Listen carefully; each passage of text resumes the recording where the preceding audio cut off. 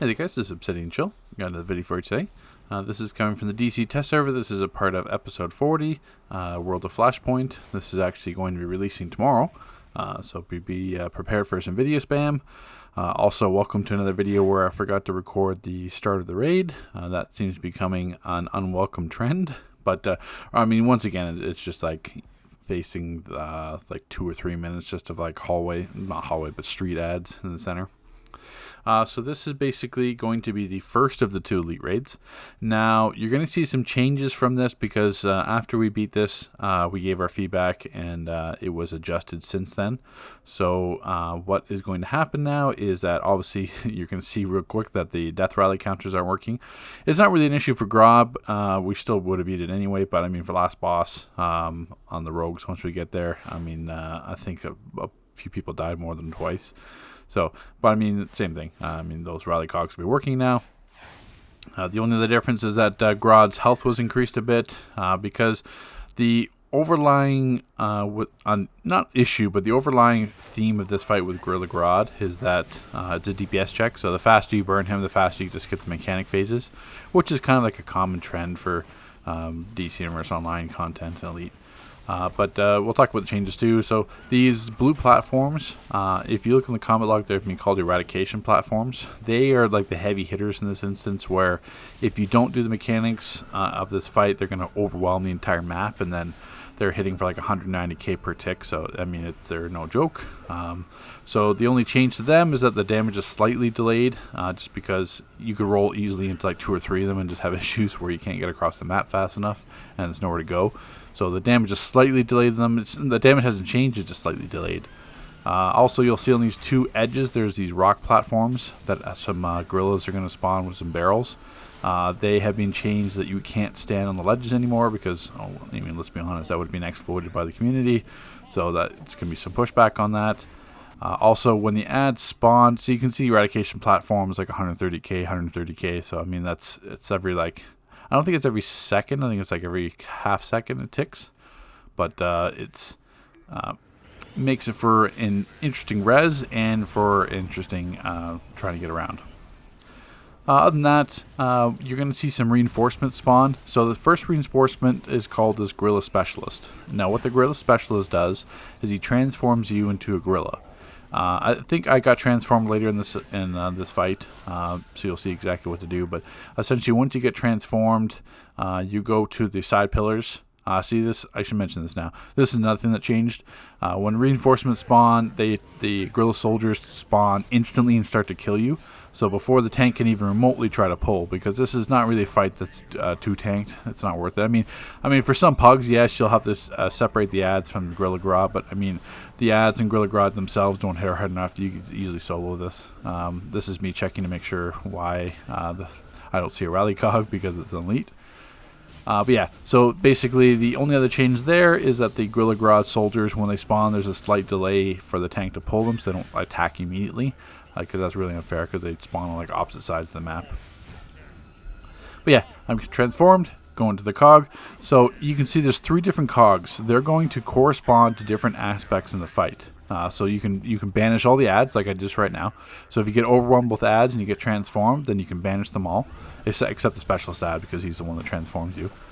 You can also banish all those blue platforms, the eradication platforms. So if you get your whole map entire covered, you got to do that.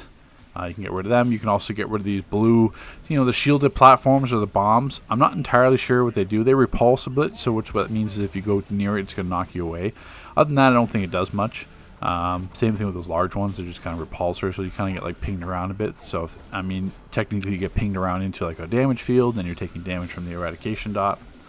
But same thing. So each one of these mechanics you can banish by being transformed into a gorilla and going through one of those platforms. So see, someone's about to go through the platform right now. I forget what he does. So he turned the, well, we beat it anyway, but he turned the cog to banish all the gorilla platforms. So as I said, this fight will solely depend on DPS. The better DPS you have, the less mechanics you'll have to go through, because obviously you'll be beating it quicker. And then the slower DPS you have, you'll just have to do more mechanics and make sure you get transformed. So I mean, it's a really straightforward fight. It's actually not that bad. There's plenty of mechanics overlapping, but it's all easily be dealt with just by going to that gorilla phase. So if you have a pug DPS, or it's similar to, remember Monsters of Metal? No, I think it was the MOM, the raid where you fought like the Batman laughing knight at the end. Metal monsters? Monsters of Metal. That's what it is. Monsters of Metal. So on the Poison Ivy fight, you have to get transformed into those bugs or whatever you want to call it, or seed spores. And then you had mechanics to do in those seed spores. Same concept. So when you're in Gorilla, technically, yes, you can heal and do damage and stuff in Gorilla form, but you're more importantly should be going to the portal and then turn into Cog. So that's the important aspect of that mechanic. So if you have pugs that are ditching that or not doing it, then yeah, you're going to run into issues, because then you're going to have nothing cleared. You're still going to have like dog pile worth of ads. You're going to have blue platforms all over the place, and it's just going to be an issue. So after that encounter, you're fighting. I mean, technically you're fighting the rogues, but I mean you're only DPSing them for like a few seconds, and then basically they just teleport away, and then you're just going down basically the road until you get to the Flash Museum. So I mean, this raid technically you get a little bit of street fights, but I mean they're not that much in duration. So technically it's just really just a first boss, and then you have two final bosses. Technically you have like a first phase of the fight and the second phase. Which I guess is good, because in the second raid, in the Brainiac raid, which unfortunately I didn't beat in Elite on test server, so I don't have that footage for you. I mean, there's no really point in me showing it in reg.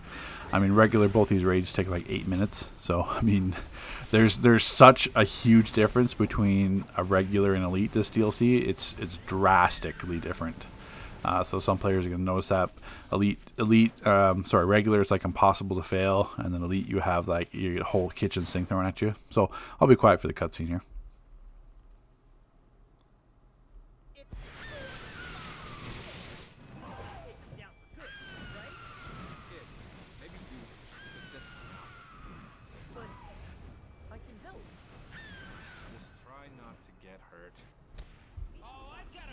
Okay, so for the first part of the fight, you're defeating the rogues.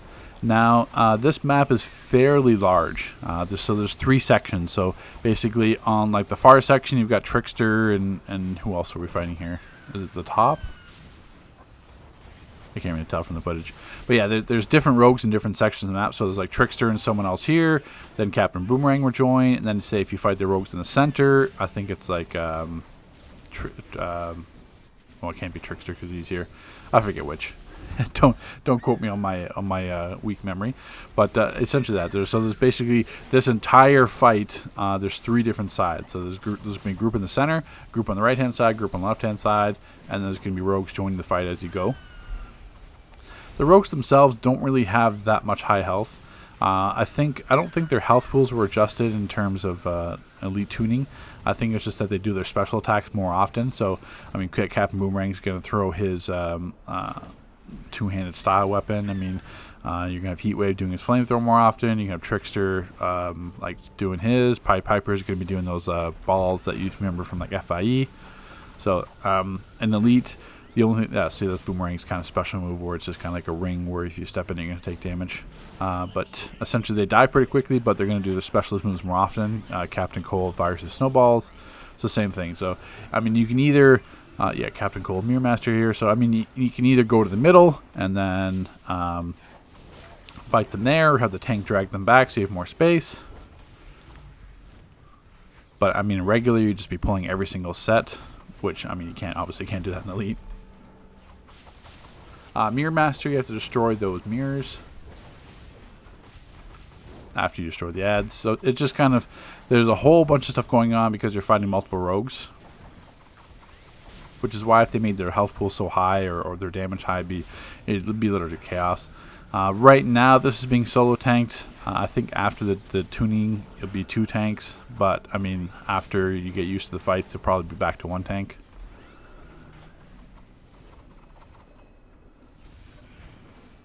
So really the same thing. You're just defeating all the rogues as they go. watching out for ads. So it's kind of, it's like a mix of single, even the Gorilla Grodd fight, like it's still heavy single target, but with like a mix of AoE, because you have all those Gorilla soldiers coming out. So it's not like there's nothing purely single target.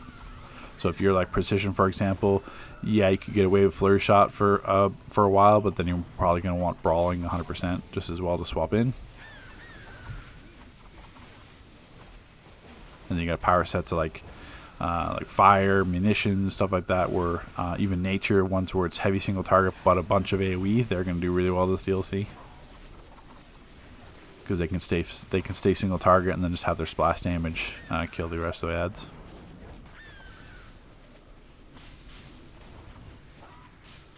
But really, this whole fight itself is kind of like a tank and spank. Gorilla Grodd's got those interesting mechanics that kind of make it a bit unique.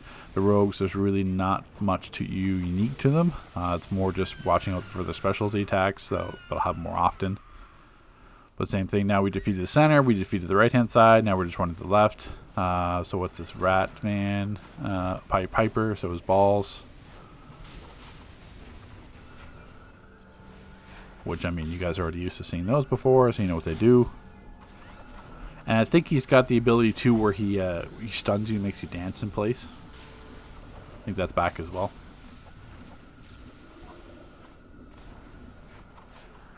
But, you can tell. That's... In terms of, like, test server stats, there's no augments. Low origin augments. Things they're still dying very quickly.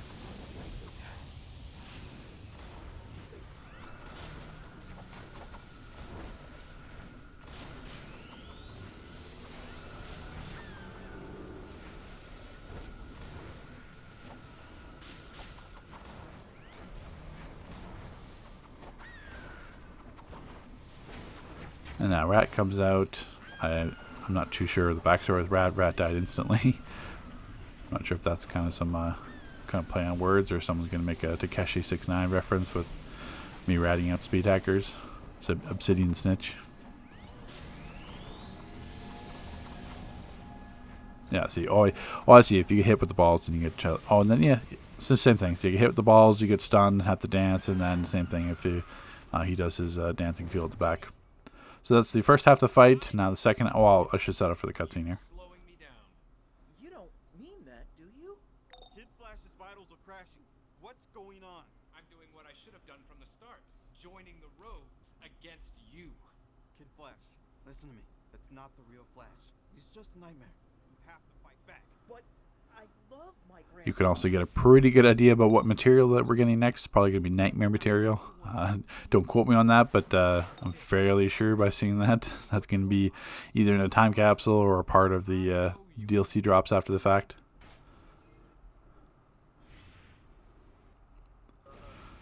So now we're going to be feeding Nightmare Flash. Same thing.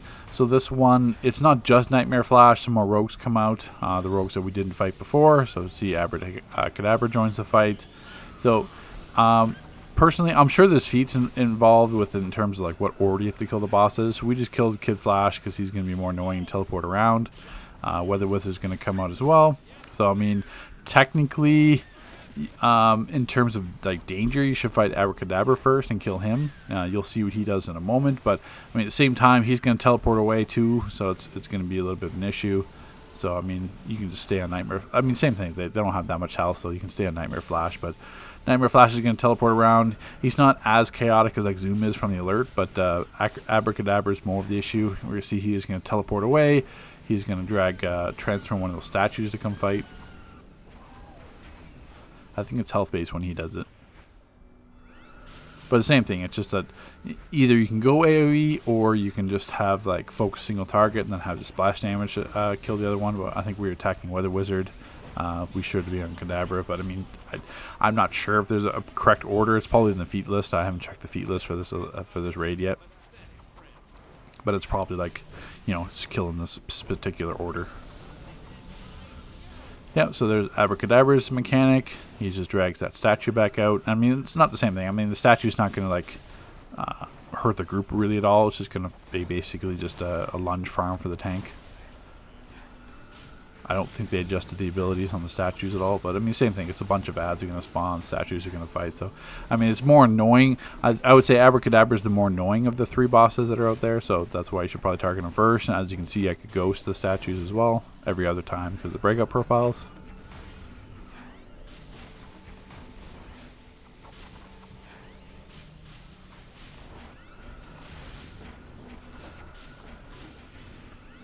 And that's really all the fight is. So it's, I mean, it's still a fun raid, still interesting raid. This one has a little bit less on the, because obviously one raid's going to be farmable and the other raid's going to be, the other raid's more like a gauntlet style where, so the other thing you'll see is that in the Brainiac raid you can adjust the difficulty. So you can go to the terminal and select moderate, standard, moderate, severe, and like critical. I think there's like 4 or 5 levels.